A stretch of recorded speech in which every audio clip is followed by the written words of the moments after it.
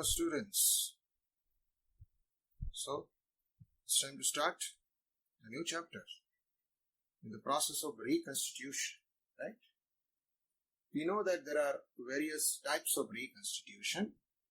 First is change in profit sharing ratio, and the second one is today's chapter, that is admission of a new partner.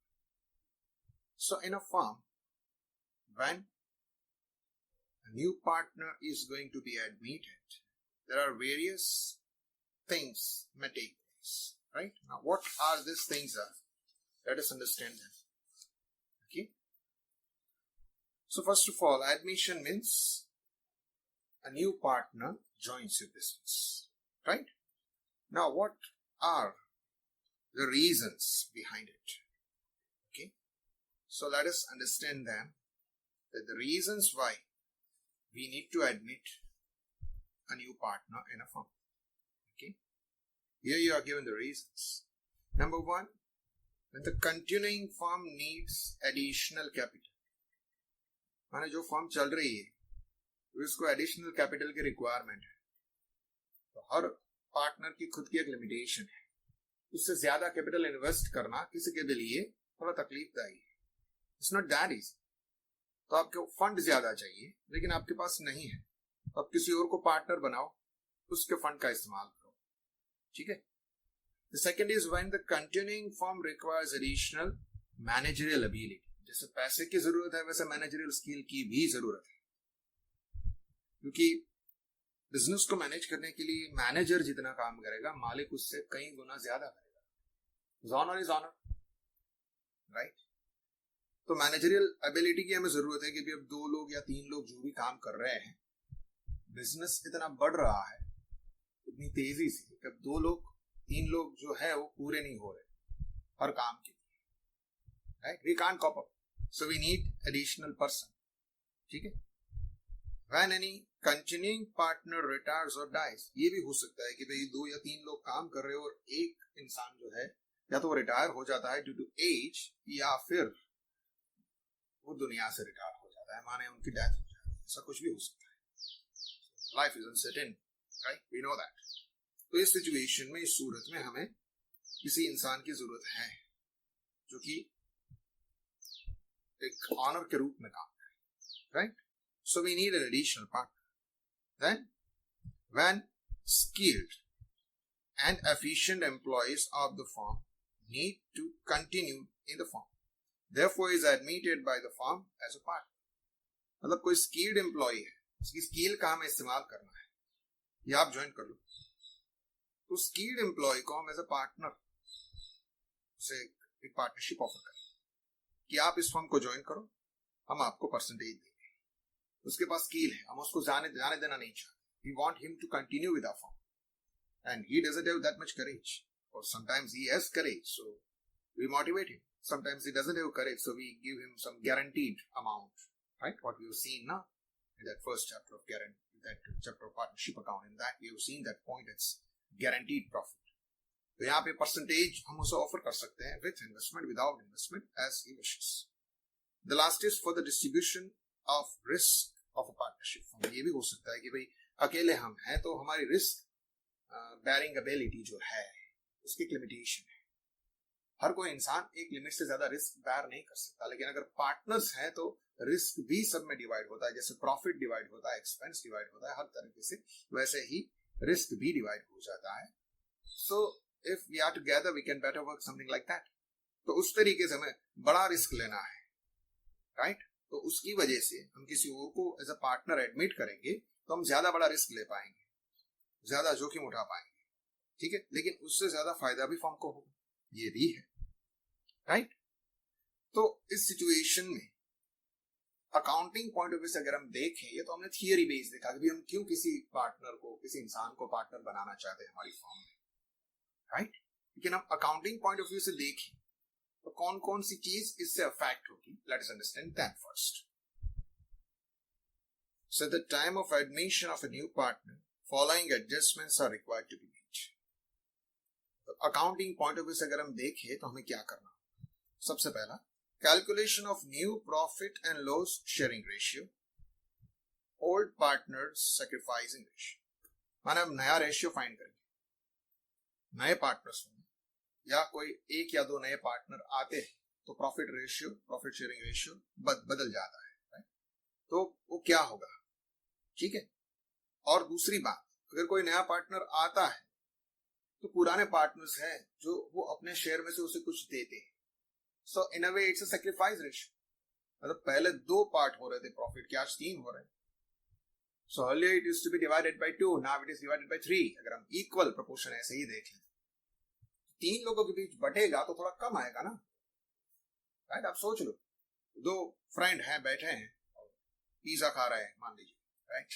तो तीसरा friend आके बैठ जाता है तो वो उसको शेयर करेगा, ठीक है। मान लीजिए कि भाई एक ही पिज्जा हमने मंगवाया है, ज्यादा ऑर्डर नहीं किया, और तीसरा आके बैठ गया, तो दोनों अपने में से थोड़ा थोड़ा उसको देंगे या देना पड़ेगा, something like that, right.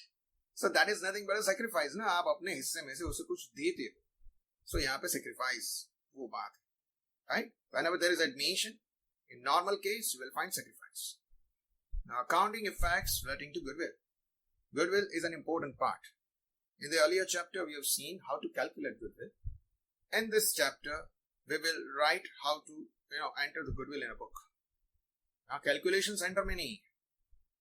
Through any of those 4 methods what you learned, you can adapt any. But how to write them in a book, वो हम यहाँ पे देखेंगे. Then accounting effect of profit loss arising from revaluation of assets and reassessment of the liabilities. मतलब जैसे हमने इसके पहले वाले चैप्टर में देखा था, revaluation of assets and liabilities, same will take place over here, ठीक है। और इसी चैप्टर को और इसके नेक्स्ट चैप्टर को ध्यान में रखते हुए हमने वो सारी चीजें सीखी थी, ठीक है। Then accounting effect of accumulated profits, losses and reserves, वो भी हमने देखा था। Distribution of reserve in odd ratio, you have seen that we distribute the reserves, all open reserves, right, that will distribute among the partners, okay। तो वो जब reconstitution होता है या तो आपका प्रॉफिट शेयरिंग रेशियो चेंज होता है या फिर नया पार्टनर आता है, ऐसा कुछ भी होता है, तो उस सूरत में वो जो एक्यूमुलेटेड प्रॉफिट लॉस है उनको डिवाइड करना है, डिस्ट्रीब्यूट करना है, देयर ओल्ड रेशियो।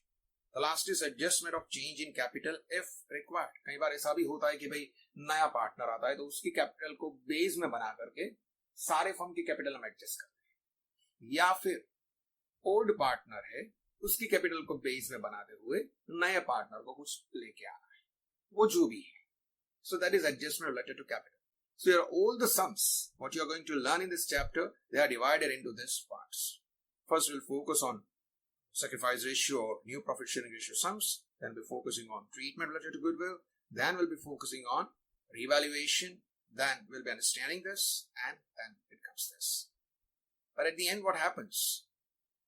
अब आगे चल के क्या करोगे? ये तीन चार चीजें साथ में रहेगी, मतलब ये P&L रेशियो होगा, उसके साथ में गुडविल भी होगा, उसके साथ में रिवैल्यूएशन भी होगा, उसके साथ में ये एक्यूमुलेटेड प्रॉफिट लॉस रिजर्व वाला भी होगा। तो तीन चार चीजें साथ मिल करके कोई एक सम बना दी है एक मार्क्स वाला, राइट। और ये पांचों चीजें एक साथ हो, ये भी हो सकता है।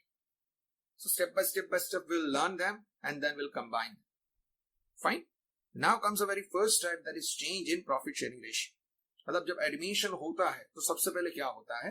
सबसे पहले जो फंडामेंटल चीज होती है कि भाई हमारा प्रॉफिट शेयरिंग रेशियो क्या होगा, तो उसे हमें देखना है, राइट। तो उसमें क्या हो सकता है, let us see that.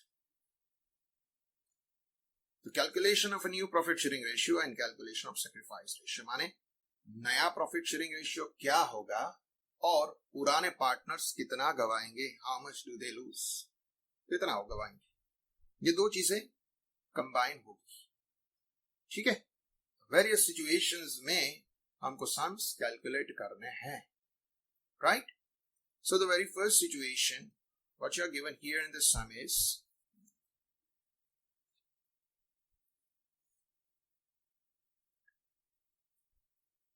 now what it is. When sacrificing share or sacrificing ratio of old partner is not given. That means, in other words, when old ratio of old partners and profit share to be given to the old partner is given. मतलब sacrifice किसने कितना किया वो आपको बताया ही नहीं. You are not mentioned how much has been sacrificed by whom, right? तो उस सूरत में हम कैसे फाइंड करेंगे? ठीक है? So let us understand with the help of a sum. The very first sum is A and B are the partners in a firm sharing profits and loss in the ratio of 3:2. C is admitted for 1/4 share in profit. Calculate the new profit sharing ratio. मतलब आपको ये बताया गया है कि old partners का ratio क्या है, तो ये भी बताया है कि नया पार्टनर है उसे कितना मिलेगा. ठीक है. अब हमें ये तय करना है कि इस सिचुएशन में जब आप उसको 1/4 दे देते तो उसको 1/4 देने के बाद ओल्ड पार्टनर के पास क्या बचता है, तो उसका कैलकुलेशन हम कैसे करेंगे. Late us understand that.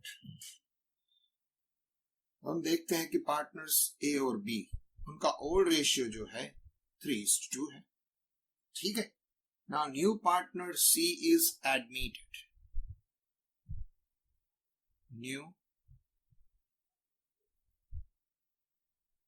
Partner C is admitted with, इतना शेयर उसको मिल रहा है 1/4. 1/4 शेयर. ठीक है. New partner C is admitted with 1/4 share. 1/4 share से वो एडमिट हो रहा है. तो सबसे पहले हम अज्यूम करते हैं कि मान लीजिए प्रॉफिट का जो फर्म का जो प्रॉफिट है वो 1 है, it is 1, right. You are just assuming it. Okay. Suppose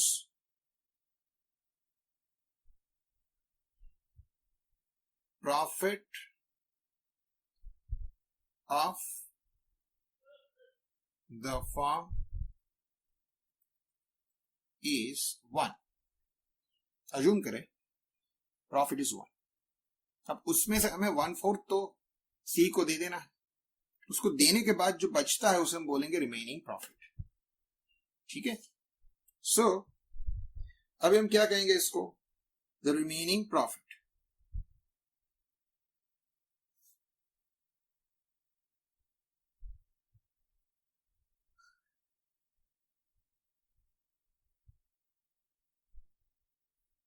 for A and B, it's remaining profit for A and B. अब टोटल 1 है, उसमें हमें सी को कितना देना है 1/4 माइनस 1/4. ये हम करेंगे तो कितना बचेगा, इसका अभी 1 - 1/4. तो कैलकुलेट कैसे करेंगे. अब यहाँ पे कुछ नहीं होता तो 1 तो होता ही है as a denominator. So you can think about cross multiplication. 4 into 1, 4 ones are 4, 1 into 1, 1 ones are and 4 into 1. तो कुछ ऐसा रहेगा. ठीक है. तो रिमेनिंग प्रॉफिट कितना रहेगा, दैट्स गोइंग टू बी 3/4. माने ए और बी ये दोनों के बीच अभी इतना बचा है. After giving C his share, what remains between A and B is this. माने सी को हमें 1/4 देना है तो उसको 1/4 दे दिया, बाकी हमारे पास जो बचा वो ये है. ठीक है. तो अभी क्या करेंगे, ये जो रिमेनिंग है ये ए और बी के बीच में उसका जो रेशियो था अर्लियर, द ओल्ड रेशियो, उसी में ये डिवाइड हो जाएगा. This will be distributed in their old ratio. Fine. तो अभी new share of old partners, इसको क्या बोलेंगे, new share of old partners.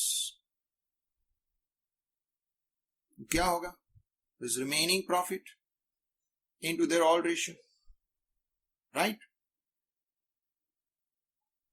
Remaining profit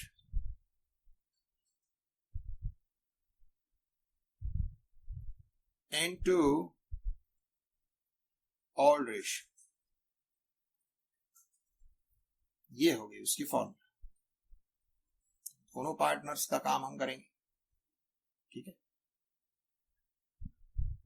ए के बारे में अपन सोचे, what's going to be new profit of A, तो रिमेनिंग कितना है 3/4, और उनका ओल्ड रेशियो कितना है 3:2, what you can see it's 3:2, मतलब A का 3, B का 2, so total is 3 plus 2 is equal to 5. That means it's gonna be 3/5 and 2/5, right? तो ये हम क्रॉस मल्टीप्लाई करें या किसी भी तरीके से, right? You can cancel also, but advisable you keep as it is. At the end you can cancel it and you can equalize the denominator and all that, right? So 3 3s are 9, 4 5s are 20. So 9/20 is going to be the new profit sharing ratio of the partner A, the old partner A. B को कितना मिलेगा? So B, उसका remaining कितना है? Same 3/4, और उसका old ratio क्या है? It's gonna be 2/5. इस तरीके से अपन देखें उसके पास कितना बचेगा? Same way 3 2s are 6, 4 5s are 20, right? तो ये हो गया ए का न्यू रेशियो, ये हुआ बी का न्यू रेशियो। अब सी को कितना मिल रहा है पहले से तय है, सी इज गेटिंग 1/4। अभी उसका डिनोमिनेटर जो है वो 4 है और ये दोनों का डिनोमिनेटर 20 है, तो इसको हमें 20 में कन्वर्ट करना है, सिंपल ना। तो उसके लिए इसको कितने से मल्टीप्लाई करेंगे? What shall we multiply so that it will be converted into 20? तो सीधी सी बात है, इसको 20 से डिवाइड करो, मिल जाएगा। 20 divided by 4 will get 5, माने आपको डिनोमिनेटर को 5 से मल्टीप्लाई करना है, और जितना आप डिनोमिनेटर से मल्टीप्लाई करें उतना ही आपको न्यूमरेटर से भी मल्टीप्लाई करना है, just to equalise their denominators. So it's going to be 5/20, ठीक है। तो आप 1/4 बोले या 5/20 बोले, आंसर एक ही आएगा, तो फर्क नहीं है। तो चेक करना हो तो आप कैलकुलेटर में भी कर सकते हैं, ठीक है। So now the new ratio between A B and C will be A B C. Now A is getting, it's 9/20, B 6/20, and C 5/20. So like this you can see the new ratio is 9:6:5, ठीक है।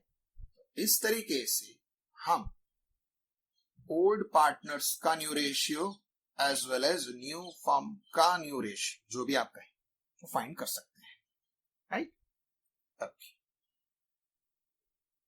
Now in this sum what we need to understand is to find out the sacrifice. Sacrifice माने your earlier situation was better, means the old ratio was better than the new ratio, right? So what it is? Okay, so like we have seen that in the chapter of reconstitution, applying formula of sacrifice, we'll apply the same here, right? So sacrifice is equal to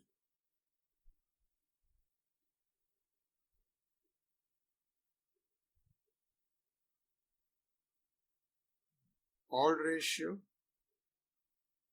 minus new ratio. माने पहले आपको कुछ ज्यादा अच्छा मिल रहा था, ठीक है, तो हमारे पास दो रेशियोज ऑलरेडी है ही सभी पार्टनर्स, माने दोनों की। This is their old ratio and what we found at the end that is new ratio, just this, ठीक है। Now will apply them, right, will compare them. Okay, देखते क्या पार्टनर ए के कॉन्टेक्स्ट में देखें, उसका ओल्ड रेशियो था 3/5, ठीक है। न्यू रेशियो मिल रहा है 9/20, right. Now we have to equalise the denominator, cross multiply भी कर सकते हैं, और ये भी सोच सकते हैं अगर 5 के टेबल में अगर हम देखें तो 20 आता है, कितने से उसको गुनेंगे, कितने से मल्टीप्लाई करेंगे, 5 4 जा 20, तो इसको भी 4 से ही मल्टीप्लाई करेंगे, राइट। उस तरीके से अगर अपन चले, इन दोनों को 4 से मल्टीप्लाई करेंगे तो ये हो जाएगा 12 और ये हो जाएगा 20, और ये जो है ये रहेगा 9 डिवाइड बाई 20। अब जिसके डिनोमिनेटर इक्वल हो उसका न्यूमरेटर का सब्ट्रैक्शन हो सकता है। So 12 minus 9 comes to 3 by 20। ठीक है, so this is going to be sacrifice for A. पहले उसको 12 मिलते थे 20 में से, आज उसको 20 में से 9 मिल रहे हैं, right. So is sacrificing 3। Suppose 20 rupees the total profit, so now is losing 3. Now B is old ratio 2 by 5, new ratio 6 by 20. ये है, उसको भी वही करेंगे। In the table of 5, if you multiply it by 4, it results into 20. तो आपको क्या करना है, दोनों को 4 से मल्टीप्लाई करना है। It's going to be 8 by 20 minus 6 by 20, और जिसके डिनोमिनेटर इक्वल हो उसका न्यूमरेटर का प्लस माइनस जो भी साइन है वो अप्लाई हो सकता है। So it becomes 2 by 20। तो अभी हम देख सकते हैं कि ये हो गया इन दोनों का सेक्रीफाइस, राइट। अब नया जो पार्टनर एडमिट हो रहा है उसको कितना मिल रहा है, see he is getting 5 by 20। This is ratio. ये कैसे बना, इन दोनों से लेकर के उसको मिला है, कैसे आया, it's going to be 3 by 20 plus 2 by 20। तो इन दोनों पार्टनर्स से उसने कुछ लिया और उसका शेयर बन गया। सो you can say that sacrifices of the old partner, if you total it, that results into new ratio of a new partner, right। दूसरी बात, अभी इन दोनों के सेक्रीफाइस का अपन रेशियो देखें, this is sacrifice given by both, right. So if we say that sacrifice ratio, तो वो क्या जाएगा between A and B, so it's 3 by 20 2 by 20. So that becomes 3:2. It's called sacrifice ratio. 3:2. Right? This is the sacrifice ratio between the old partners. इतने ratio में और इस ratio में उन्होंने सेक्रीफाइस किया। अब देखिए जरा, ये है उनका सेक्रीफाइस रेशियो और ये है उनका old ratio. This 3:2. Sacrifice ratio is also 3:2. ऐसा कैसे हुआ? It's not a coincidence. ये हर बार होगा। क्यों होगा? क्योंकि आपको वो कितना सेक्रीफाइस देते हैं वो नहीं बताया गया। माने सिंपल सी कंक्लूजन इसमें आती है हमारे पास, that when old partners sacrifice ratio is not given, they continue to sacrifice in their old ratio.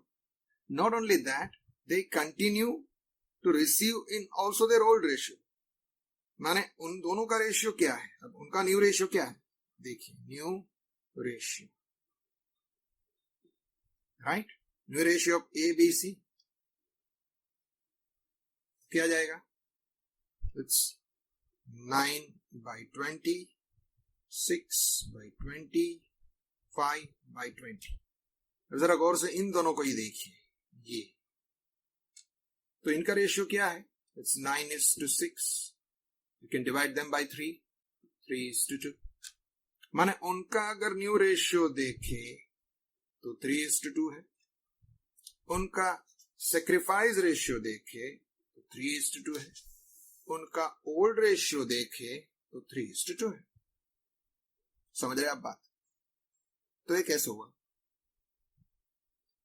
Simple सी बात, when you are not given the sacrifice of the old partners at the time they sacrifice in old ratio, right? That is this. That's what we have seen. Not only that, they continue to operate their profit and loss in their old ratio. No doubt, अभी उसको जो मिलेगा वो 3/4 में से मिलेगा, लेकिन उन दोनों के बीच का तो रेशियो यही रहेगा. So it is an important conclusion.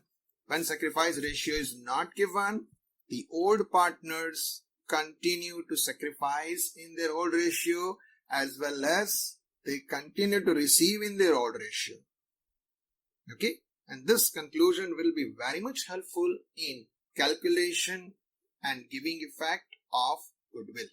माने जब goodwill की effect आप दोगे तब ये calculation, ये जो method है जो बताई मैंने आपको, ये काफी important हमारे लिए रहेगी. Right?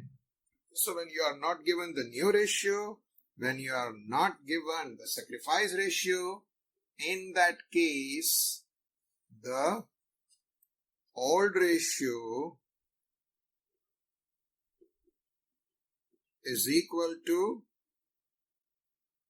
sacrifice is equal to new ratio. कौन सी situation में ये कब होगा? When sacrifice ratio